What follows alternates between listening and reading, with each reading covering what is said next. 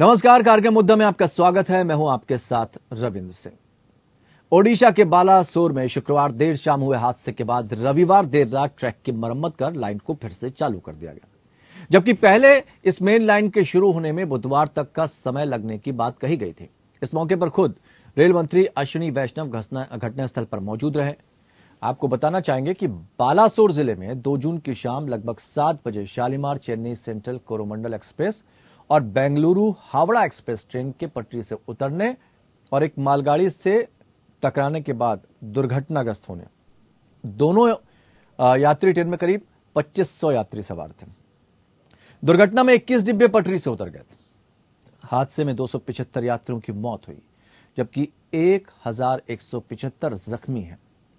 बड़ा सवाल यह है कि क्या रेल हादसे के पेच खुलेंगे? इसके लिए जिम्मेदार कौन है, दोषी कौन है, उस पर क्या कार्रवाई होगी, इसको समझेंगे आज की इस चर्चा में। लेकिन पहले खबर देखते हैं।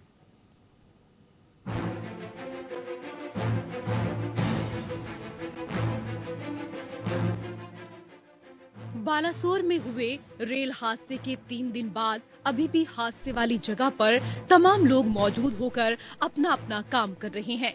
लेकिन अमेरिका दौरे पर गए कांग्रेस के पूर्व अध्यक्ष राहुल गांधी ने ओडिशा में हुए ट्रेन हादसों को लेकर एक बार फिर से मोदी सरकार पर निशाना साधा।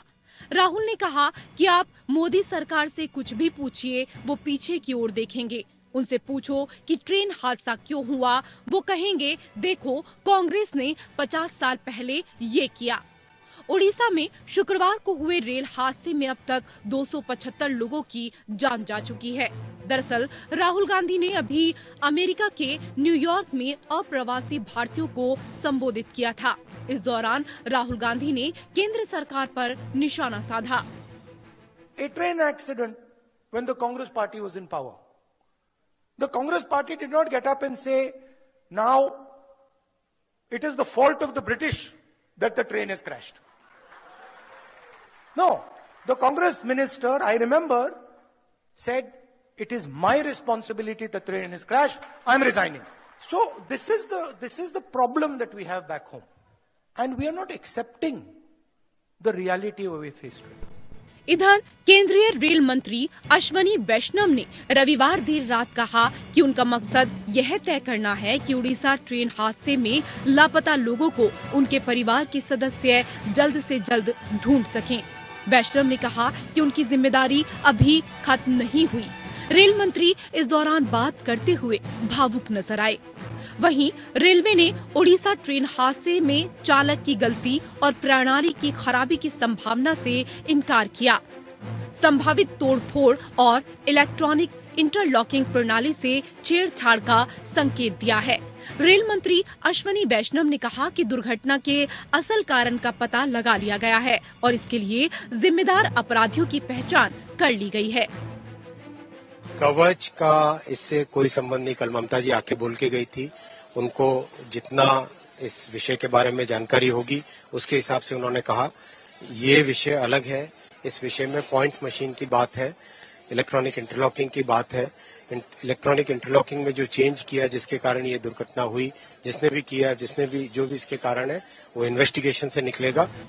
बालासोर जिले में दुर्घटना स्थल पर अश्विनी वैष्णव ने कहा कि यह हादसा इलेक्ट्रॉनिक इंटरलॉकिंग और पॉइंट मशीन में किए गए बदलाव के कारण हुआ। इसमें छेड़छाड़ किए जाने की संभावना के संकेत के साथ उल्लेख किया गया है कि सिग्नल दिया गया था और कोरोमंडल एक्सप्रेस को अप मेन लाइन के लिए रवाना किया गया था, लेकिन ट्रेन अप लूप लाइन में प्रवेश कर गई और लूप लाइन पर खड़ी मालगाड़ी से टकरा गई और उसके बाद पटरी से उतर गई। इस बीच Bengaluru Howrah superfast express down main line से गुजरी और उसके 2 डिब्बे पटरी से उतर गए और पलट गए।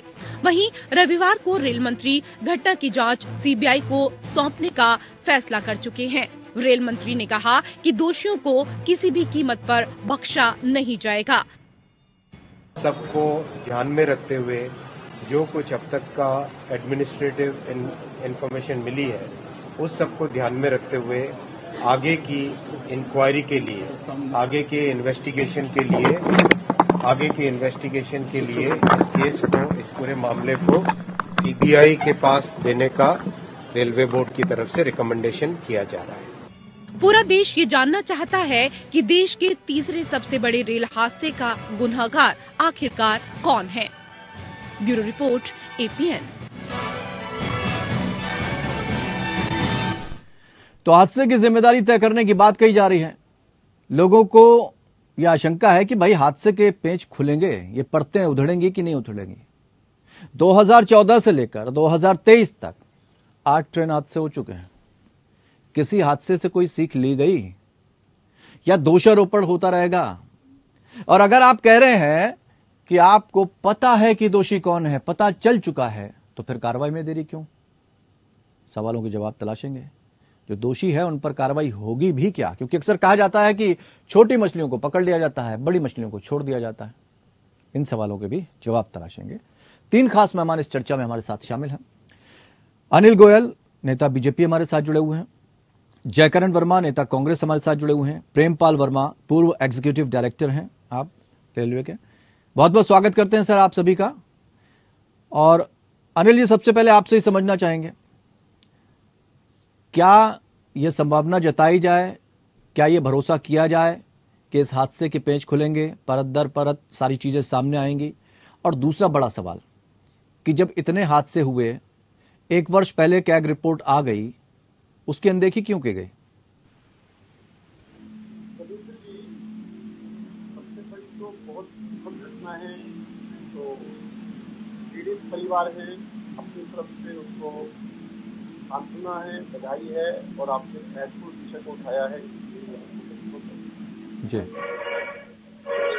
इस तरीके से दुर्घटना ने हमारी सरकार पूरी मुस्तैदी के साथ में अब को करा है। तो निश्चित तौर पर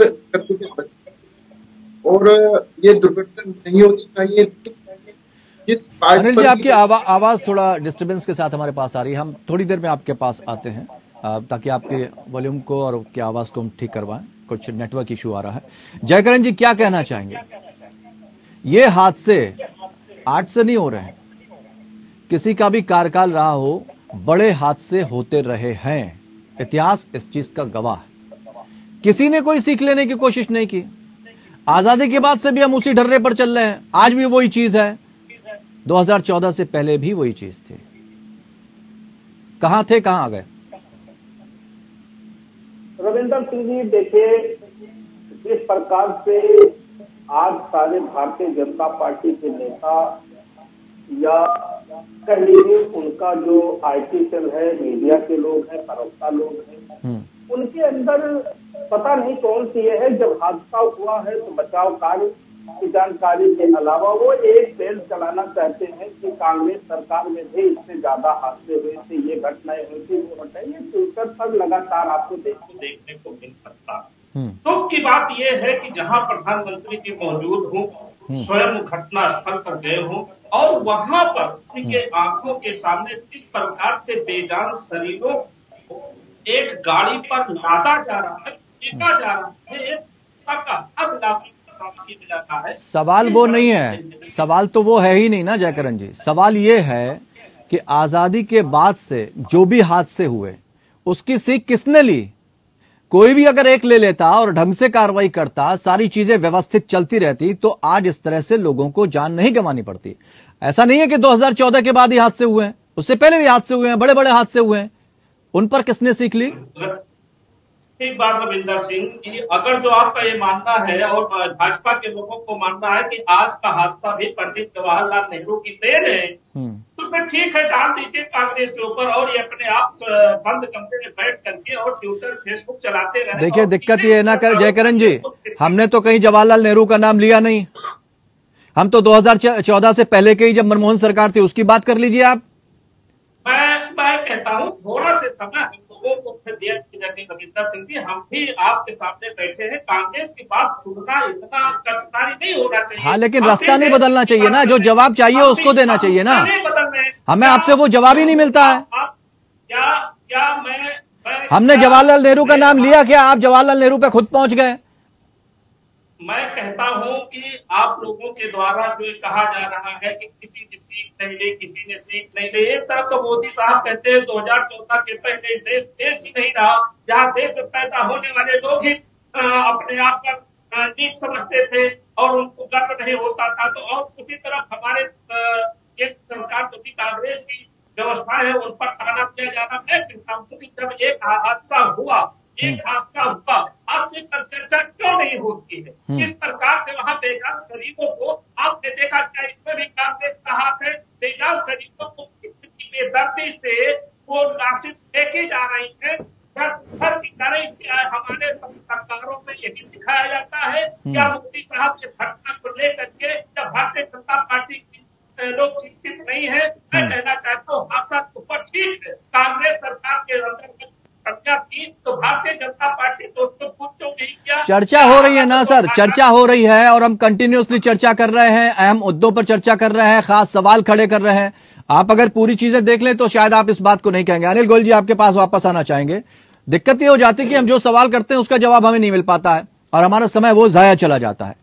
क्या वजह है इतने लंबे समय के बाद 8 हादसे हो गए हैं? कैग रिपोर्ट पिछले वर्ष आ गई, उसके बाद भी हमने उन चीजों से सीख नहीं ली जिन चीजों का जिक्र जो है कैग रिपोर्ट में किया गया था।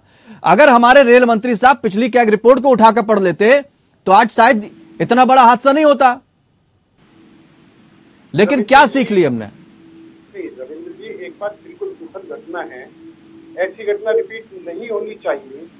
लेकिन मुझे ये कहने में भी कोई संकोच नहीं है कि दुर्घटनाएं नहीं होनी चाहिए, पहले के मुकाबले पर दुर्घटनाएं कम हुई है।